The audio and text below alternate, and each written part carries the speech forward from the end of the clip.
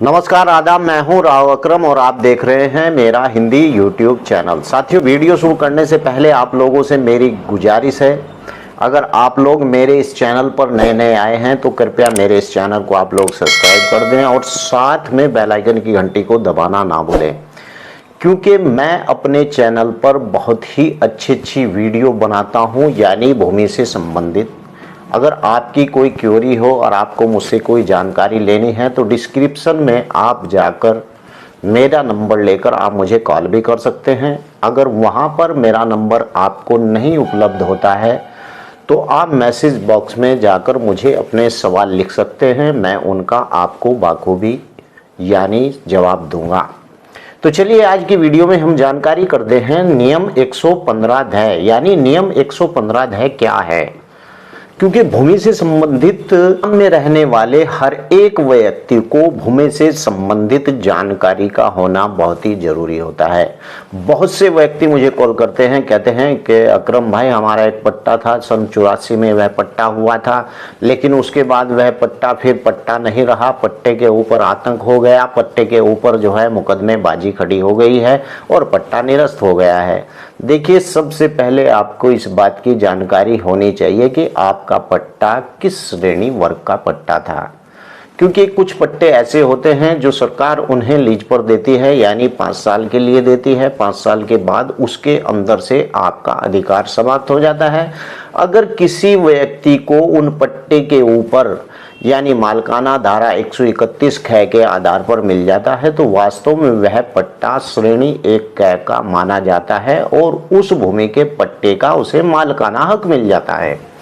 साथियों, इसीलिए जानकारी होना बहुत ही जरूरी है, क्योंकि गांव से संबंधित जो भी व्यक्ति रहते हैं, जो गांव के अंदर रहते हैं, तो उन्हें भूमि से संबंधित किसी ना किसी के पास इस प्रकार की भूमि होती है, उन्हें इस बात की जानकारी का होना बहुत जरूरी होता है। तो चलिए, खैर आज हम बात करेंगे कि धारा 115 ध नियम क्या है।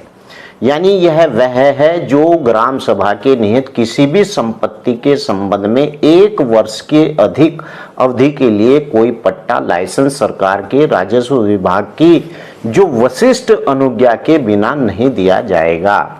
यानी कि आपकी ग्राम पंचायत के पास अगर इस प्रकार की कोई जमीन है या फिर ग्राम पंचायत को कोई भूमि निहित हुई है, तो उस वह भूमि आपको लगता है कि यह भूमि उपजाऊ है और इस भूमि के अंदर काश्तकारी हो सकती है, तो ग्राम पंचायत ऐसे पट्टे को लीज पर यानी लाइसेंस पर दे सकती है 1 वर्ष के लिए।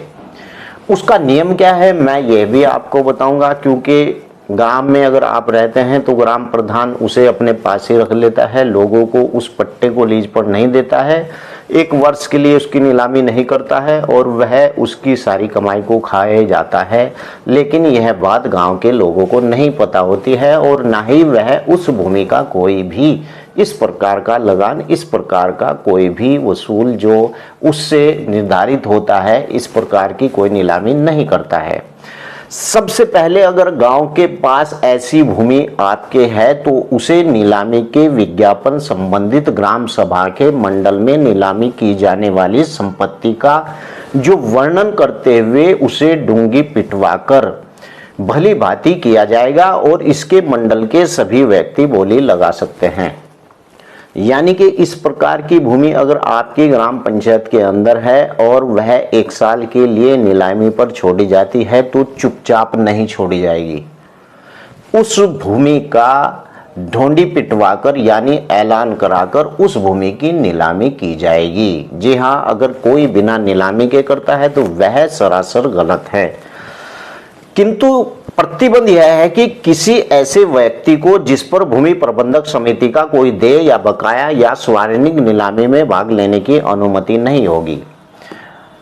इस नीलामी में वही व्यक्ति भाग ले सकता है जिस व्यक्ति के ऊपर ग्राम सभा का कोई भी बकाया नहीं है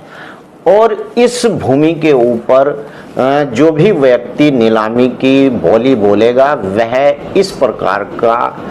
गांव की ग्राम सभा का कोई भी इस प्रकार का उसके ऊपर लेन देन नहीं होना चाहिए। और सबसे ऊंची बोली बोलने वाले व्यक्ति को, जिस पर भूमि प्रबंधक समिति चाहे धनराशि की 1/4 जो नीलामी की समाप्ति का शेष रुपए 3 समान और किस्तों में, यानी कि जो मान लीजिए किसी व्यक्ति ने नीलामी बोल दी है और नीलामी बोलने के बाद उसे उस जो उसकी नीलामी में धनराशि थी उसका 1 भाग उसे तुरंत जमा करना होगा और 3 भाग उस पैसे को उसे किस्तों में ग्राम सभा को यानी भू प्रबंधक समिति को चुकाना होगा 1 साल के अंदर अंदर। यानी कि 1 साल की भूमि ही के लिए ही भूमि को लीज पर दिया जा सकता है। और इस प्रकार से आप उस भूमि को 1 वर्ष के लिए यानी लीज पर यानी पट्टे पर ले सकते हैं, लाइसेंस पर ले सकते हैं। इस प्रकार की हर गांव के अंदर ऐसी भूमि होती है जिसकी 1 साल के लिए नीलामी की जाती है, हर वर्ष उसकी बोली बोली जाती है। अगर इस वीडियो से बाबत आपको मुझसे और कोई जानकारी लेनी चाहते हैं, क्योंकि मैं अगर ज़्यादा लंबी बात करूंगा तो यह वीडियो बहुत ज़्यादा लंबी हो जाएगी, तो अगर आप मुझसे और इससे संबंधित और कुछ जानकारी लेना चाहते हैं तो मेरे मैसेज बॉक्स में आप लिख सकते हैं अपनी परेशानी, तो मैं आपको अपना नंबर दूंगा, आप वहां से मुझे कॉल करके मालूम कर सकते हैं। लेकिन वही व्यक्ति मुझे कॉल करे जिस व्यक्ति ने मेरे चैनल को सब्सक्राइब कर लिया हो और बेल आइकन की घंटी को भैया प्लीज दबा दिया हो, वही व्यक्ति मुझे कॉल करे, अन्यथा दूसरा व्यक्ति मुझे कॉल ना करे। तो साथियों, ये थी आज वीडियो धारा 115 यानी ग्राम पंचायत के अंदर अगर इस प्रकार की आपकी कोई भूमि पड़ी हुई है और हर साल के लिए उसे नीलाम की जाती है, इस प्रकार से ऐसी भूमि को नीलाम की जा सकती है। तो थैंक यू, धन्यवाद। मैं हूं राव अकरम और आप देखते रहिए मेरे इस चैनल को, और इससे भी अच्छी वीडियो मैंने पहले बना रखी है। आप जाइए, सर्चिंग मारिए, उसके अंदर आप भूमि से संबंधित किसी भी प्रकार की जानकारी के लिए आप मेरे चैनल को देखिए। जय हिंद, जय भारत, खुदा।